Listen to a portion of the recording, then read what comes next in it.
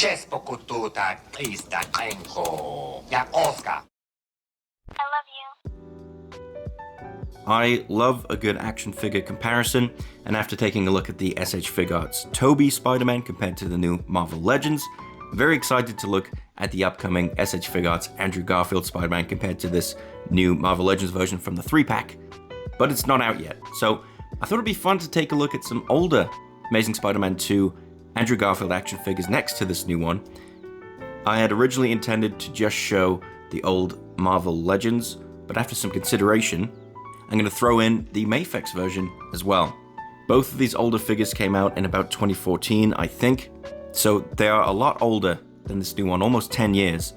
But it's going to be a fun time taking a look back at how far we've come.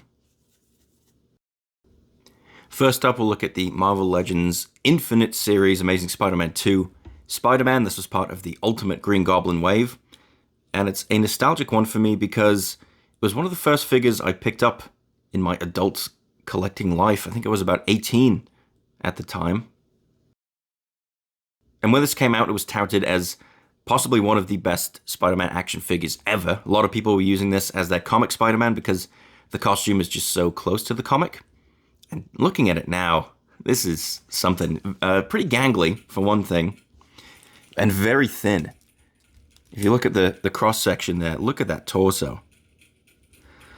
We see sculpted webbing, sculpted into the figure itself, which was a point of contention because they had shown artwork of raised webbing originally, and on the back of the box it shows raised webbing, and I think they went with this because it was easier to paint. I think it has a paint wash, which you can see on the leg there, and so by doing a paint wash they can easily get black paint into the sculpt rather than painting lines over raised webbing. I'll give them credit, they have done the honeycomb on the blue segments, which looks pretty good. Weird proportions overall. The head is massive, and if you look at the chin, it's just weirdly sharp. It's hard to believe that at the time this was an amazing figure, one of the best Marvel Legends, one of the best Spider-Man. This was my comic Spider-Man for a long time. I mean, the eyes look good. There's a little dot there, but that's always been there on my version of this. They've got the logos down, but it doesn't look human. It doesn't look like it's based on a live-action movie. It looks very stylized. It looks like a comic figure. But there it is. Not bad for the time. But looking at this new one, miles and miles better. I mean, he looks human. His proportions are very human. His head is shaped like an actual human being, which is helpful.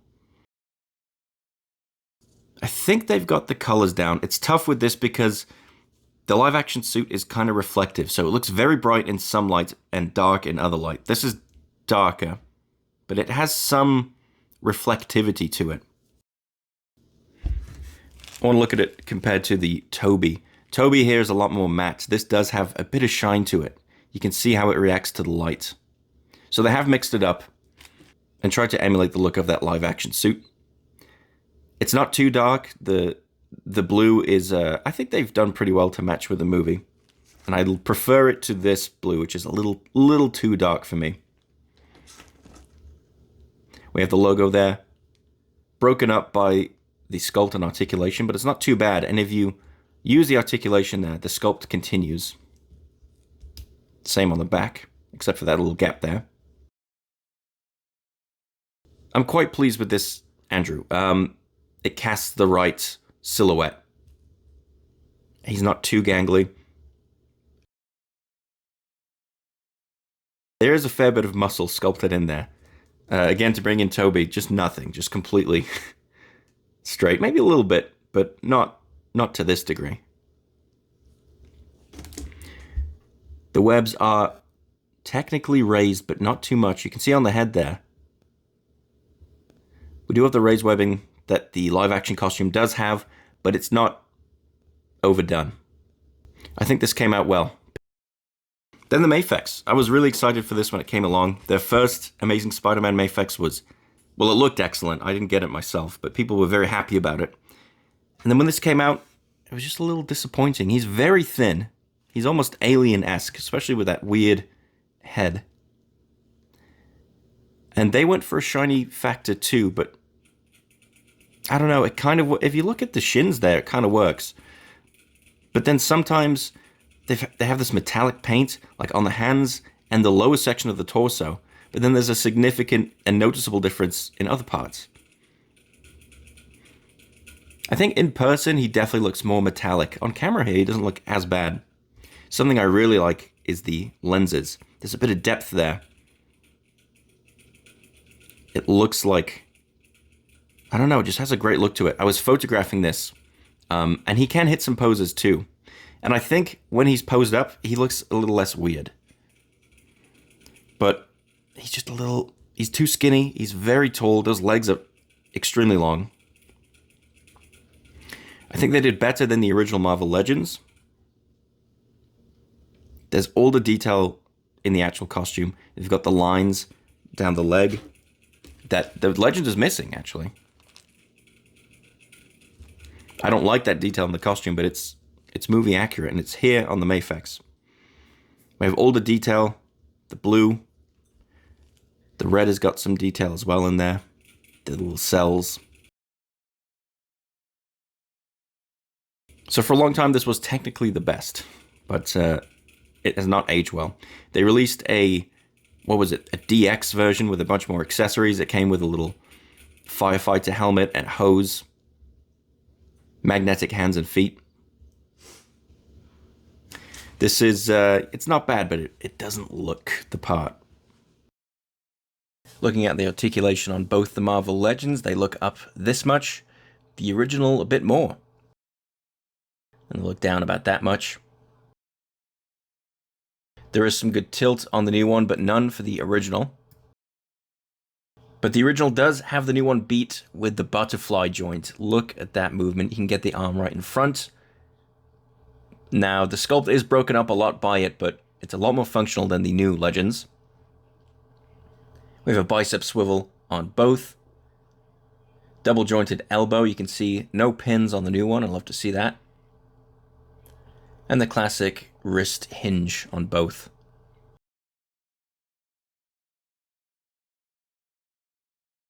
For torso articulation, we have a basic ab crunch on the original that just has 3 positions. The new one has a crunch and a diaphragm joint that takes that far forward and very, very far back. We also have some side-to-side movement because of that diaphragm joint on the new one, but not a ton. The legs move forward that much, the old one a bit farther, and the old one does go back. There's also a drop-down thigh on the new one. It doesn't really do much for it. Both have a swivel there on the upper thigh.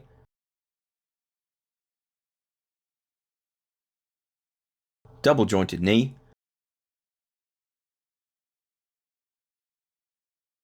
One piece of articulation the old one has that's lacking on the new one is this swivel at the shin there. Both have the Hasbro ankle rocker. And the joint there on the foot that goes very far back on both.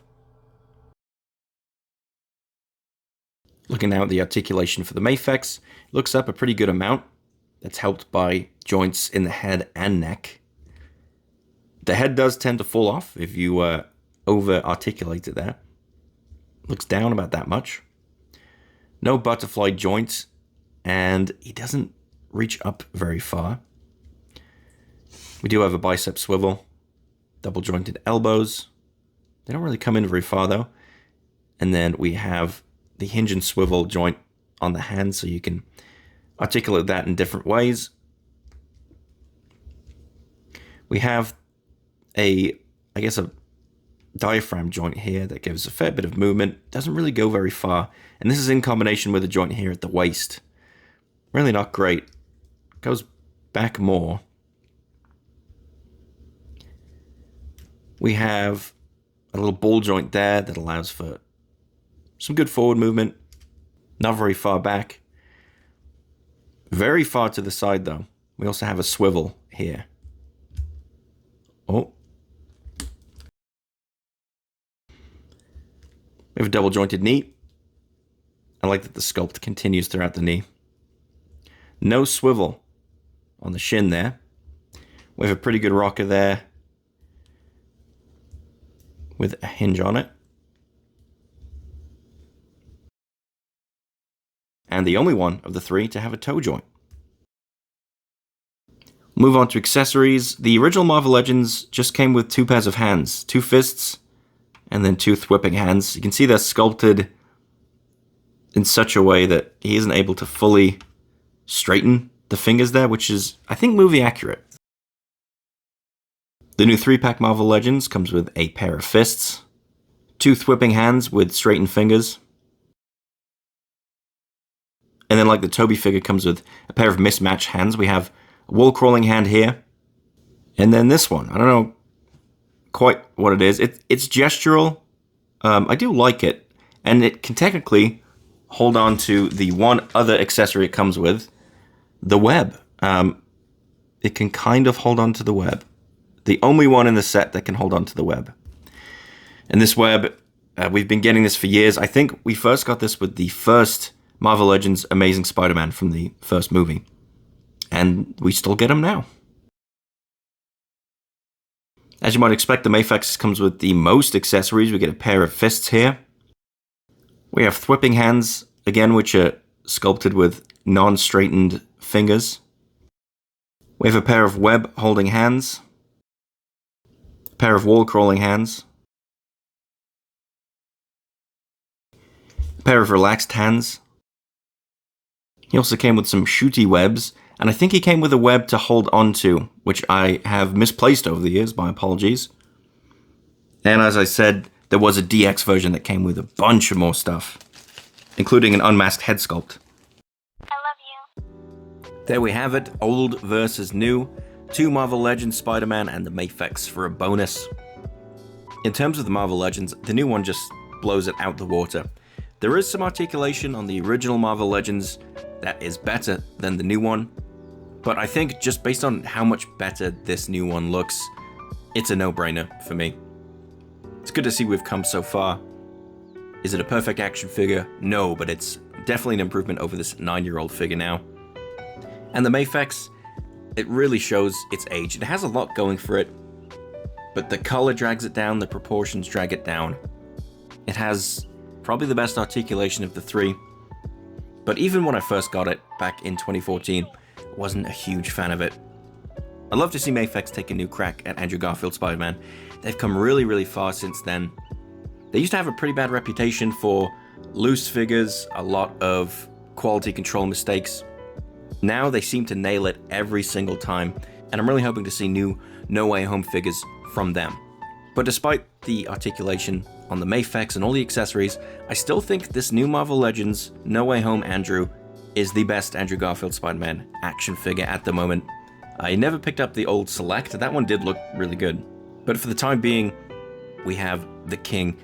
It's without a doubt the highlight of that Marvel Legends 3-pack. We'll see how it holds up to the Figuarts, and I think this will have a fighting chance. I think it'll stack up a lot better than the Marvel Legends Toby did to the Figuarts. One big consideration is that the Figuarts Andrew Garfield is no longer coming with an unmasked head. They cancelled that for whatever reason, probably due to likeness rights. But I do think this Marvel Legends will put up more of a fight. Until then, it was fun looking back on these older ones. Go check out the Toby comparison I did. I also recently took a look at the newly announced Final Swing suit from No Way Home from Figuarts. And thanks for watching.